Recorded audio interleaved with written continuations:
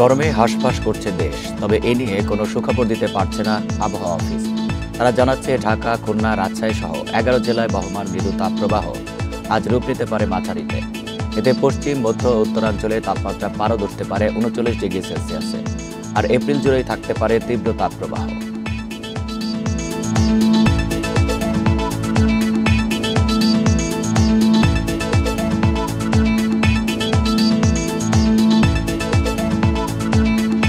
এই ঈদে জামা জুতো অ্যাক্সেসরিজের ডিসকাউন্ট।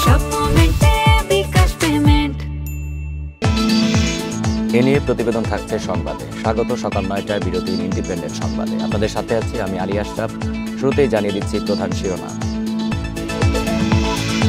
নতুন আঙ্গিকে ঢাকা বেইজিং সম্পর্ক, প্রধান উপদেষ্টা পেলেন সম্মানসূচক ডক্টরেট ডিগ্রি।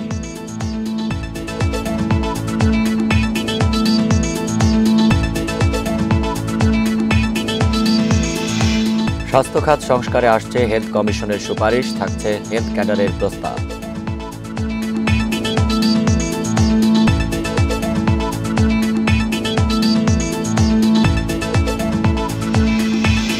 ঈদের আনন্দ ম্লান জুলাই শহীদদের পরিবারে, এখনও কাটেনি স্বজন হারানোর বেদনা।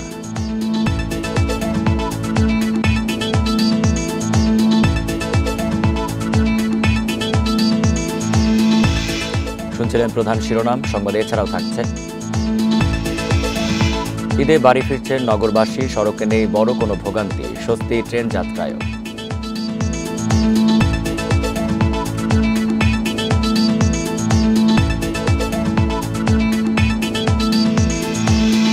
সারা দেশেই জমে উঠেছে শেষ মুহূর্তের ঈদের কেনাকাটা, দাম নিয়ে অসন্তোষ ক্রেতার।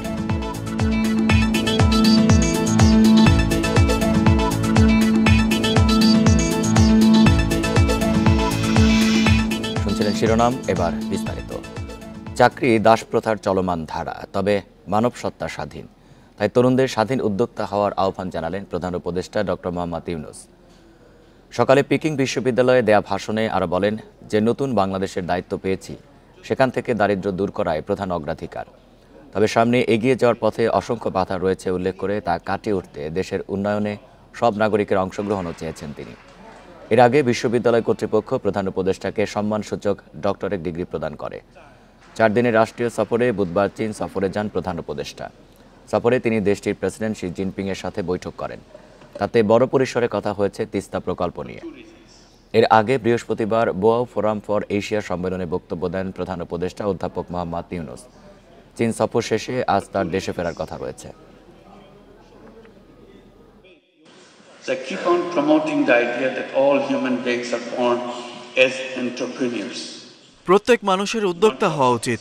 যদি বাংলাদেশের গ্রামের গরিব নারীরা $20 দিয়ে উদ্যোক্তা হতে পারে, অন্যরা কেন পারবে না? শিক্ষার উদ্দেশ্য হচ্ছে মানুষকে বাইরের দুনিয়ার জন্য যোগ্য করে তোলা, যাতে সে নতুন কিছু করতে পারে। ইমাজিনেশন অনেক বেশি শক্তিশালী। And that idea came from a simple experience. চীনা সরকার ও কোম্পানিগুলোর কাছ থেকে $2.1 বিলিয়ন বিনিয়োগ, ঋণ ও অনুদানের প্রতিশ্রুতি পেয়েছে বাংলাদেশ। প্রধান উপদেষ্টা ডেপুটি প্রেস সচিব আবুল কালাম আজাদ মজুমদার শুক্রবার এই তথ্য জানান। বাংলাদেশি কর্মকর্তারা এবং ঢাকায় নিযুক্ত চীনা রাষ্ট্রদূত ইয়াওয়েন জানান, প্রায় 30টি চীনা কোম্পানি বাংলাদেশে এক্সক্লুসিভ চায়না ইন্ডাস্ট্রিয়াল ইকোনমিক জোনে $1 বিলিয়ন বিনিয়োগের প্রতিশ্রুতি দিয়েছে। প্রধান উপদেষ্টা বাংলাদেশের উৎপাদন খাতে বিনিয়োগে চীনের বেসরকারি প্রতিষ্ঠানগুলোকে উৎসাহিত করার পর এই প্রতিশ্রুতি এসেছে। চীন বঙ্গবন্ধুর আধুনিকায়ন প্রকল্পের জন্য প্রায় $400 মিলিয়ন ঋণ দিতে চায়। এছাড়া চায়না ইন্ডাস্ট্রিয়াল ইকোনমিক জোনের উন্নয়নে $350 মিলিয়ন এবং প্রযুক্তিগত সহায়তার জন্য $150 মিলিয়ন দেওয়ার পরিকল্পনা করেছে। বাকি অর্থ অনুদান ও অন্যান্য ঋণের মাধ্যমে আসবে। স্বাস্থ্য খাত পরিবর্তনে প্রয়োজন আলাদা কমিশন, যা থাকবে সরকার প্রধানের অধীনে। এমন প্রস্তাব দিচ্ছে স্বাস্থ্য খাত সংস্কার কমিশন। এপ্রিলের দ্বিতীয় সপ্তাহে রিপোর্ট জমা দেবে তারা। থাকছে ভিন্ন বেতন কাঠামো সহ স্বাস্থ্য ক্যাডার গঠন, পাবলিক হেলথ নামে অধিদপ্তর আর যুক্তরাষ্ট্রের আদলে ফুড অ্যান্ড ড্রাগ অর্গানাইজেশনের সুপারিশ।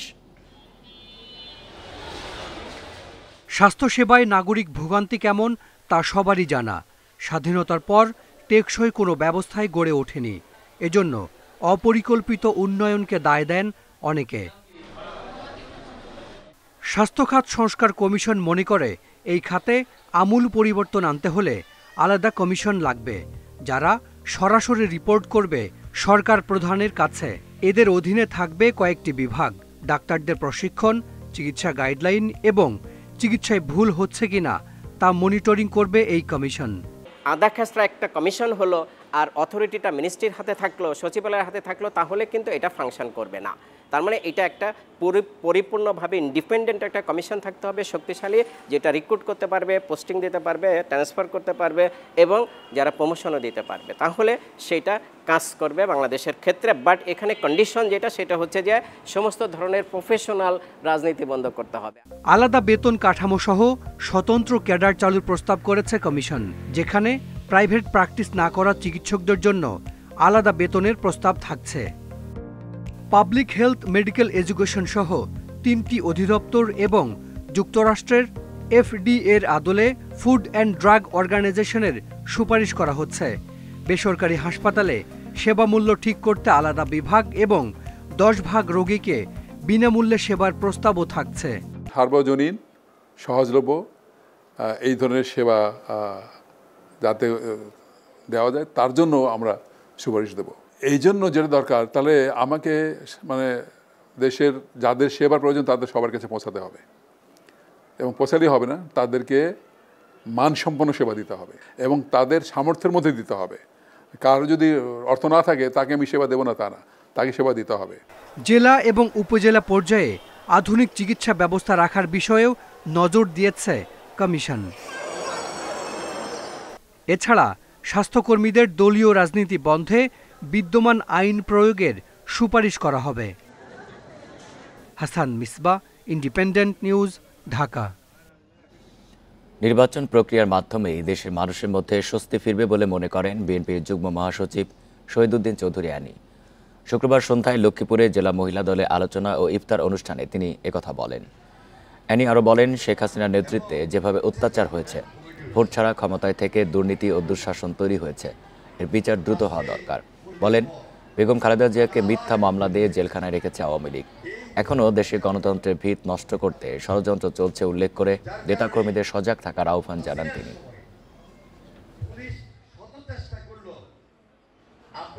আমাদের সবার প্রত্যাশা এখানে যে দেশে একটা স্বাভাবিক নির্বাচন হবে, দেশে একটা স্বাভাবিক নির্বাচন হবে। নির্বাচন হলে অন্তত জনমনে একটা স্বস্তি আসবে, যে স্বস্তিটা এখন পর্যন্ত এই দেশের মানুষের কাছে আসে নাই। স্বস্তিটা খুব জরুরি, খুব প্রয়োজন। জাতীয় নির্বাচনের পর জুলাই গণহত্যার বিচার ও সংস্কার চলমান রাখা নিশ্চয়তা নেই বলে মন্তব্য করেছেন জাতীয় নাগরিক পার্টির আহ্বায়ক নাহিদ ইসলাম। শুক্রবার সন্ধ্যায় সিরাজগঞ্জের বিজয় সৌধ চত্বরে নাগরিক পার্টির ইফতার মাহফিলে ভার্চুয়ালি যুক্ত হয়ে তিনি একথা বলেন। নাহিদ ইসলাম বলেন, সংস্কারের মাধ্যমে রাষ্ট্রের মৌলিক পরিবর্তন আনতে হবে, কারণ সংস্কার, বিচার ও পরিবর্তনের জন্যই ছাত্র জনতার গণ অভ্যুত্থান হয়েছে। তবে একটি পক্ষ সংস্কার ও বিচারকে পাশ কাটিয়ে নির্বাচনের দিকে যেতে চাচ্ছে। জাতীয় নাগরিক পার্টির পক্ষ থেকে সবাইকে ঐক্যবদ্ধ থাকার আহ্বান জানিয়ে তিনি আরও বলেন, বিদ্যমান আইনের মধ্যেই দ্রুত সময়ে সংস্কার ও বিচার করতে হবে। সড়কে ভোগান্তি ছাড়াই পরিবারের সাথে ঈদ করতে বাড়ি ফিরছেন নগরবাসী। ভোর থেকেই বাস, ট্রেনে রয়েছে যাত্রীর ভিড়। তবে গতকালের তুলনায় কিছুটা কম বলছে পরিবহন কর্তৃপক্ষ। তারা জানান, ছুটি দীর্ঘ হওয়াতে মানুষ ধাপে ধাপে ঢাকা ছাড়ছে। এতে এবার ঈদযাত্রা বেশ স্বস্তিদায়ক হয়েছে। আবার বাস টার্মিনালগুলোও টিকিট পেতে হয়নি তেমন কোনো ভোগান্তি পাওয়া যায়নি বাড়তি ভাড়া আদায়ের অভিযোগ। এদিকে কমলাপুর রেল স্টেশনে ভিড় থাকলেও সূচি মেনে ছেড়ে যাচ্ছে বেশিরভাগ ট্রেন। এতে স্বস্তির কথা জানিয়েছেন যাত্রীরা। আমি তো এখান থেকে ইয়েতে যাবো, লাকসাম যাবো আর কি। ইনশাল্লাহ ভালো আছে, খারাপ না, এত একটা যানজট নাই। না, এত কষ্ট হয় নাই, ঠিকই চলে, ভালোই লাগতেছে। ঈদযাত্রার আরও খবর জানাতে যোগ দিচ্ছেন সহকর্মীরা। শুরুতেই কমলাপুর রেল স্টেশন থেকে যোগ দিচ্ছেন সহকর্মী শাহাদাত স্বপন। স্বপন, এর আগের সংবাদ আপনি জানাচ্ছিলেন যে আজকে তুলনামূলকভাবে ভিড় কম, তো স্বস্তিতে যাত্রা করতে পেরে যাত্রীরা কি বলছেন, আর প্রশাসনের পক্ষ থেকে কী ধরনের ব্যবস্থাপনা সেখানে রয়েছে জানাবেন। দেখুন, এই যে আমরা প্রতিবেদনটিতে দেখছিলাম যে একটি শিশু প্রতিক্রিয়া দিচ্ছিল। যদিও শিশু, তার প্রতিক্রিয়াটা ছিল যে সে খুশি। আমি নানা বয়সী মানুষের সাথে কথা বলেছি কমলাপুর স্টেশনে এসে, সবার প্রতিক্রিয়া কিন্তু একই রকম, কারণ কোনো ঝক্কি ঝামেলা এখন পর্যন্ত তাদের পোহাতে হয়নি। আর এর বড় কারণ মূলত গত বৃহস্পতিবার থেকেই যে যাত্রী যাওয়া শুরু করেছে, রাজধানী ছাড়া শুরু করেছে, তো রাজধানীর যে বিপুল সংখ্যক মানুষ, অর্থাৎ বলা যায় যে কয়েক কোটি মানুষের বাসে মেগা সিটিতে, এখান থেকে প্রতি ঈদ উপলক্ষেই কিন্তু এখান থেকে বিপুল সংখ্যক মানুষ রাজধানী থেকে দেশের বিভিন্ন প্রান্তের উদ্দেশ্যে যান এবং সেটি গত কয়েকদিন যাবৎ চলছে। ইতিমধ্যেই যাত্রীর চাপ বেশ কমে গেছে, কারণ যদি আজকে থেকে শুরু হতো ধরতাম, তাহলে এখন যে বাস্তবতাটা এই কমলাপুর এই প্ল্যাটফর্মে আছে, কমলাপুর স্টেশনের প্ল্যাটফর্মে, সেটি কিন্তু আরও অনেক গুণ বেশি যাত্রীর উপস্থিতি এখানে থাকতো। আমরা যেখানে সাধারণ সময় যেরকম যাত্রী দেখি তার থেকে অবশ্যই বেশি, তবে এটাকে বলা যায় যে অসহনীয় ভিড় এখানে আছে যাত্রীদের, এরকম কিছু না। বা ট্রেনগুলিতেও খুব বেশি ভিড় আছে। যেমন আমি দেখেছি যে সকাল 7:30টায় যে একটি ট্রেন ছেড়েছে তিস্তা, ময়মনসিংহ হয়ে যেটি জামালপুরের দিকে যাবে, সেই তিস্তাতে দেখেছি যে বিপুল সংখ্যক যাত্রী ছাদে অবস্থান করছে, কারণ ভেতরে স্থান সংকুলান হচ্ছিল না। তবে এর বাইরে আর কোনো ট্রেনই কিন্তু আমি ছাদে আজকে যাত্রী দেখিনি। এবং এই যে এখন যে ট্রেনটি দেখতে পাচ্ছেন, এটি দেওয়ানগঞ্জে যাবে ময়মনসিংহ জামালপুর হয়ে। এই ট্রেনটি ছাড়ার কথা 9:30টায়, অর্থাৎ আর বেশি সময় দেরি নেই। কিন্তু এখন পর্যন্ত যে যাত্রী এখানে উঠেছেন বা যারা অপেক্ষমান আছেন, তাদের থেকে বোঝা যায় যে এখানে হয়তো সিটের পরে খুব বেশি মানুষ যে দাঁড়িয়ে যাবে এরকম নয়, যদিও এখনও এরকম ধারণা করা যায় না, আরও যাত্রী হয়তো আসবে। তবে ছাদে উঠতে হবে এরকম বাস্তবতা কিন্তু এই মুহূর্তে নেই। এবং যাত্রীরা বলা যায় যে এখন পর্যন্ত যে পরিস্থিতি, আজকের দিনের আমি কথা বলছি, তারা কিন্তু খুশি, কারণ কোনো ট্রেন এখন পর্যন্ত যে শিডিউল বিলম্ব হয়েছে বা বিলম্বে ছেড়েছে এরকম কিন্তু নয়, ঠিক সময়ে সবগুলো ট্রেন ছেড়ে যাচ্ছে।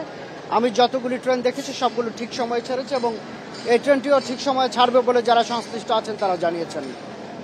তো বলা যায় যে ঈদের যে যাত্রা মানুষ করছেন সেটি তারা আনন্দের সাথেই করছেন এবং বেশ স্বচ্ছন্দেই করছেন এখন পর্যন্ত। স্বপন, আপনি থাকবেন আমাদের সাথে। আমরা এবার মহাখালী বাস টার্মিনালে খবর জানবো, সেখান থেকে যুক্ত আছেন সহকর্মী খালেদ রায়হান। রায়হান, মহাখালীতেও গতকালও তো তেমন একটা ভিড় ছিল না এবং অনেক আমরা বাস দেখেছি যে সিট ফাঁকা নিয়েও ছেড়ে গেছে। আজকে কি পরিস্থিতি দেখতে পাচ্ছেন, ভিড় বেড়েছে কিনা? আর প্রতিবারই যে টিকিটের যে দাম বেশি নেওয়ার একটা অভিযোগ থাকে, এবার সেটি কি আছে?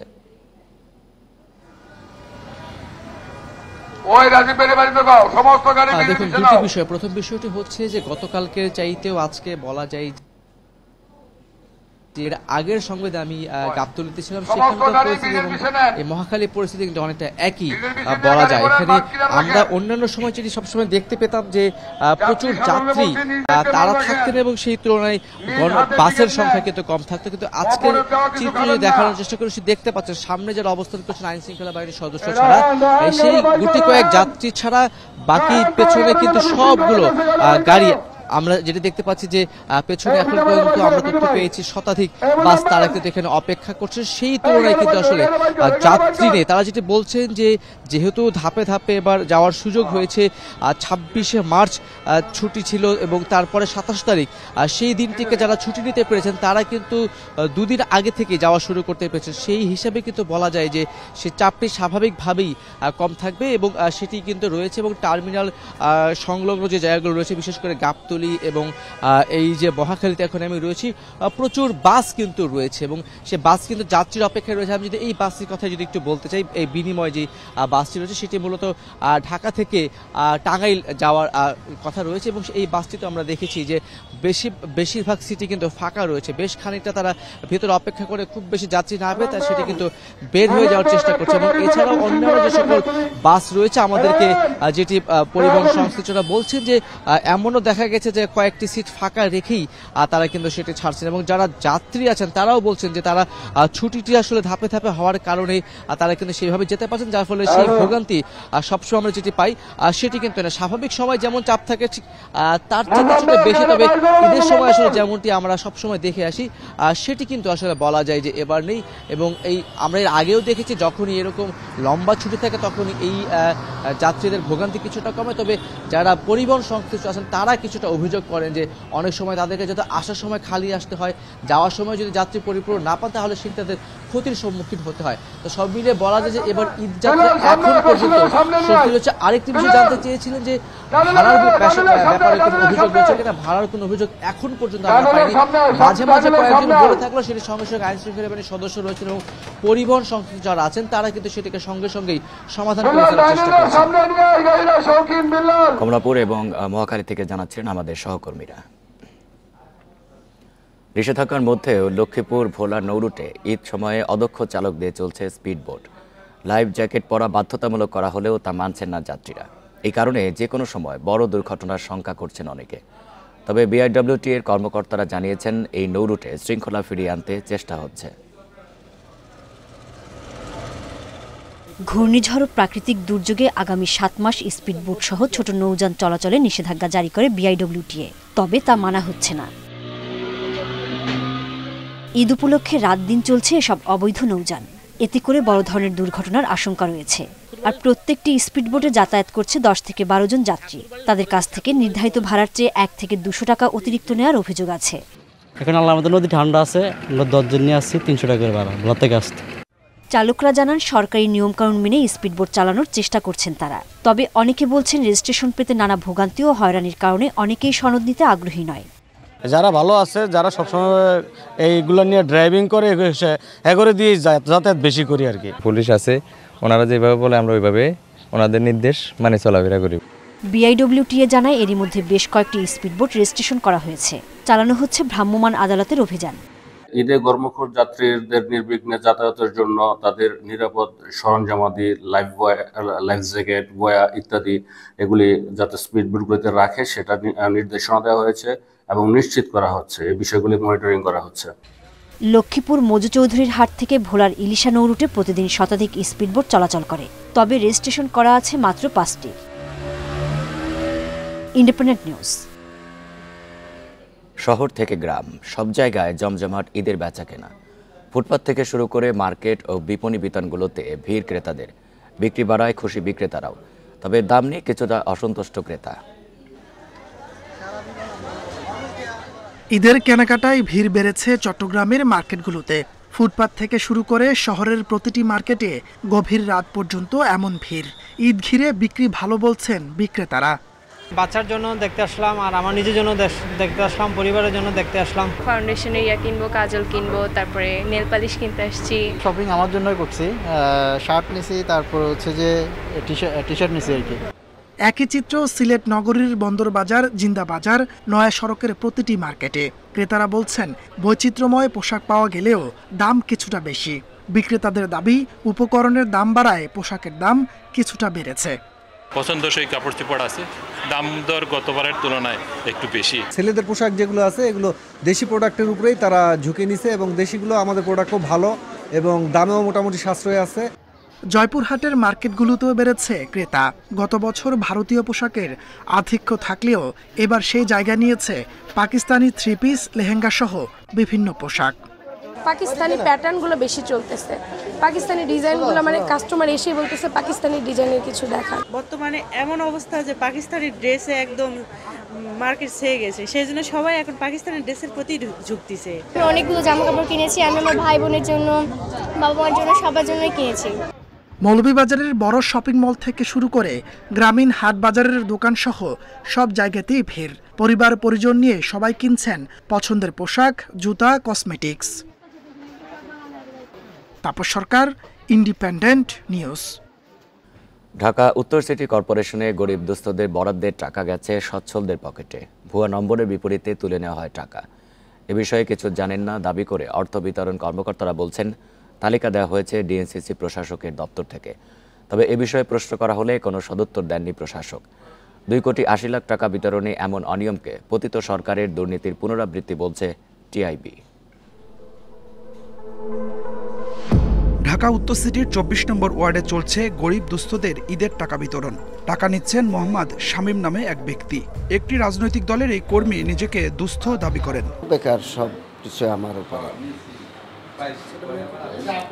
ছেলে মেয়ের লেখাপড়া। তার ঠিকানা ধরে অনুসন্ধান চালায় ইন্ডিপেন্ডেন্ট টেলিভিশন। তেজগাঁও এলাকার এই বাসিন্দার টেইলার্সের দোকান রয়েছে, যা পরিচালনা করেন তার স্ত্রী। শামীম নিজেও একজন ব্যবসায়ী, ছেলে চাকরি করেন বেসরকারি প্রতিষ্ঠানে। উনি এই যে দোকানেই কাজ করে আমার সাথে শেয়ারে এবং টুকিটাকি বাঙ্গারি ব্যবসা করে, এছাড়া আর কিছুই না। ছেলে মেয়ে, এক ছেলে 2 মেয়ে। ছেলে চাকরি করে, মেয়ে 2টা আর কি আমার কাছেই থাকে। এই ওয়ার্ডে বরাদ্দ 130 জনের, তবে তালিকার 90 নম্বর থেকে নেই কারোর জাতীয় পরিচয়পত্র নম্বর। 110 নম্বরের পর তালিকায় নেই। এ বিষয়ে কিছু জানেন না ওয়ার্ড সচিবও। এগুলো তো আমরা বলতে পারবো না, এতগুলো ফোন নম্বর তো আমাদের কাছে নাই। আমরা প্রশাসন স্যারের কাছ থেকে যে লিস্ট আমাদেরকে দেওয়া হয়েছে আমরা সেই অনুপাতে আমরা করে দিচ্ছি। তালিকায় থাকা রহমতুল্লাহ 31 নম্বর ওয়ার্ড থেকে বরাদ্দের টাকা পেলেও তিনি থাকেন অন্য ওয়ার্ডে, করেন বেসরকারি চাকরি। ঢাকা উত্তর সিটি কর্পোরেশন থেকে গরিব দুস্থদের যে টাকা দেওয়া হচ্ছে 31 নম্বর ওয়ার্ডের তালিকায় আমাদের নজর গেল। এখানে দেখা যাচ্ছে একটি নম্বর দিয়ে 5 জন সিটি কর্পোরেশন থেকে টাকা তুলেছেন। নম্বরটিতে যোগাযোগ করা হলে তিনি নিজেকে ফরিদপুরের বাসিন্দা পরিচয় দেন। কিছু জানেন না সিটি কর্পোরেশনের বরাদ্দের বিষয়ে। আমি ফরিদপুরে থাকি। আপনি কি ঢাকা উত্তর সিটি কর্পোরেশনে কোনো আবেদন করেছিলেন টাকার জন্য? না না, আমি আবেদন করিনি, এটা মনে হয় ভুল হয়েছে আর কি নাম্বার। 29 নম্বর ওয়ার্ডে অনিয়মের চিত্র আরও ভয়াবহ। 32 নম্বর ওয়ার্ডের জেনেভা ক্যাম্পের বাসিন্দাদের দেয়া হয়েছে 29 নম্বর ওয়ার্ডের দুস্থদের সব টাকা। 20 নম্বর ওয়ার্ডের 130 জনের বিপরীতে তালিকা করা হয় 107 জনের। অসম্পূর্ণ তালিকার ব্যাখ্যা দিলেন ওয়ার্ড সচিব। আর 23 জন বাকি আছে। 23 জন কে পাঠাবে? 23 জন প্রশাসক যে নাম দিব ওটা আমরা করে দিব। উত্তর সিটির 54 ওয়ার্ডের প্রায় প্রতিটিতেই এমন অনিয়ম। 7020 পরিবারের 2 কোটি 80 লাখ টাকা বরাদ্দের আদেশ হয় 13 মার্চ। 17 মার্চ চেক ইস্যু হলেও টাকা দেওয়া শুরু হলো ঈদের ছুটির মধ্যে। সিটি কর্পোরেশনের একাধিক কর্মকর্তা জানান তালিকা দেয়া হয়েছে প্রশাসকের দপ্তর থেকে। এ নিয়ে প্রতিবাদও জানান বাসিন্দারা। যদি লেখা থাকে দুস্থ, তাহলে বিতরণও হইব দুস্থের উপর। সে দুস্থ সাধারণ জনগণ, সে না জামাতি ইসলাম, না বিএনপি, না আওয়ামী লীগ, না অমুক সেমক তমুক। কিন্তু এখানে কি হইতেছে? আমি কি করব না, এটা আপনার দায় এড়াইতে পারেন। তালিকার বিষয়ে কোনো কথা না বলে প্রশাসক জানান কোনো সচ্ছল ব্যক্তি টাকা পেলে ব্যবস্থা নেওয়া হবে। আগে শুনে কি আছে, কি অনিয়মতা আগে দেখে তদন্ত করা হবে, তদন্ত করে অবশ্যই ব্যবস্থা নেওয়া হবে। এখন আপনাদের সাংগঠনিকতা অনুযায়ী যদি অনিয়ম করতে চান করবেন, না করতে চাইলে নাই। দুস্থদের টাকা 9/6 মেনে নেওয়া যায় না মন্তব্য করে টিআইবি বলছে এখনো দুর্নীতির চর্চা থেকে বের হওয়া সম্ভব হয়নি। সেই কর্তৃত্ববাদী চর্চা, সেই দুর্নীতির চর্চা, সেই অনিয়মের চর্চা, সেই প্রতারণামূলক যে আচরণ এবং রাষ্ট্রসত্ত্বের সম্প্রদায় যে ধরনের আত্মসাতের ঘটনা ঘটছে, এটি কোনো অবস্থায় গ্রহণযোগ্য নয়। এখানে ঢাকা উত্তর সিটি কর্পোরেশনের সর্বোচ্চ কর্তৃপক্ষ অর্থাৎ প্রশাসক থেকে শুরু করে যারা জড়িত তাদের সকলেরই জবাবদিহিতা প্রয়োজন বলে আমি মনে করি। অন্য কেউ যেন প্রকৃত দুস্থদের ঈদের আনন্দ ম্লান করতে না পারে সে বিষয়ে সতর্ক থাকার তাগিদ বিশেষজ্ঞদের। Adilur Rahman, independent news, Dhaka. রাজধানী ঢাকা, খুলনা, রাজশাহী সহ 11 জেলায় বইছে মৃদু তাপপ্রবাহ, যা আজ থেকে মাঝারি তাপপ্রবাহে রূপ নেবে। পশ্চিম মধ্য উত্তরাঞ্চলে তাপমাত্রা পারদ উঠতে পারে 39 ডিগ্রি সেলসিয়াসে। আবহাওয়া অধিদপ্তরের পূর্বাভাস বলছে এপ্রিল জুড়েই থাকতে পারে তীব্র তাপপ্রবাহ। শীত শেষে প্রাকবর্ষায় প্রকৃতি নেয় রুদ্ররূপ। চৈত্রের খরতাপ শুরু হয় মার্চের শেষ থেকেই। এরই মাঝে শুক্রবার পশ্চিমের জেলা যশোর ও উত্তরের প্রবেশমুখ রাজশাহীতে তাপমাত্রা পারদ উঠেছে 37.6 ডিগ্রি সেলসিয়াস আর রাজধানীতে 36 ডিগ্রি সেলসিয়াস। আবহাওয়া অধিদপ্তরের পূর্বাভাস বলছে যশোর, খুলনা, সাতক্ষীরা, চুয়াডাঙ্গা, রাজশাহী সহ 11 জেলায় মাঝারি তাপপ্রবাহ বয়ে যাবে আরও কয়েকদিন। এ সময় তাপমাত্রা 38 থেকে 39 ডিগ্রি সেলসিয়াস পর্যন্ত উঠতে পারে। রাজশাহী বিভাগ, খুলনা বিভাগ, সেই সাথে ঢাকা বিভাগের কিছু কিছু জায়গাতেও তাপপ্রবাহ বয়ে যেতে পারে এবং এটা মৃদু ধরনের তাপপ্রবাহ যেটা বয়ে যাচ্ছিল সেটা এমনও হতে পারে মৃদু থেকে মাঝারি ধরনের তাপপ্রবাহ বয়ে যাওয়ার সম্ভাবনা রয়েছে। আবহাওয়া অধিদপ্তরের তথ্য বলছে এই মৌসুমে মার্চে প্রথম মৃদু তাপপ্রবাহ দেখা দেয় 13 থেকে 16 মার্চ। তখন সিরাজগঞ্জে 37.7 ডিগ্রি সেলসিয়াস তাপমাত্রা ছিল। এ মাসের দ্বিতীয় দফায় চলা তাপমাত্রার প্রভাব এপ্রিলে আরও তীব্র হবে। এপ্রিল মাস আমরা সবাই জানি যে এটা বাংলাদেশের সবচেয়ে উষ্ণতম মাস, যদিও বর্তমান সময়ে এই প্যাটার্নটা একটু চেঞ্জ হচ্ছে। এখন দেখা যাচ্ছে যে জুন মাসেও কিন্তু উষ্ণতা থাকছে। তো এখন পর্যন্ত যেরকম অবস্থা তাতে এপ্রিলের শুরু থেকেই আমরা তাপপ্রবাহ পেতে পারি। আবহাওয়া পূর্বাভাস বলছে কালবৈশাখীর মৌসুম শুরু হলেও ৩১ মার্চ পর্যন্ত ঝড় বা বৃষ্টির সম্ভাবনা কম। Shahriar Anirban, independent news, Dhaka. টানা 9 দিনের ঈদের ছুটিতে সিলেটের সব হোটেল মোটেলের ৮০% রুম বুকিং হয়ে গেছে। পর্যটকদের আগমন ঘিরে জেলা পুলিশ ও হাইওয়ে পুলিশের সমন্বয়ে নেওয়া হয়েছে বিশেষ নিরাপত্তা ব্যবস্থা। গেল বছর ৩ দফা বন্যা ও রাজনৈতিক অস্থিরতার কারণে ব্যবসায় মন্দা হলেও এবার শত কোটি টাকার ব্যবসার আশা পর্যটন সংশ্লিষ্টদের।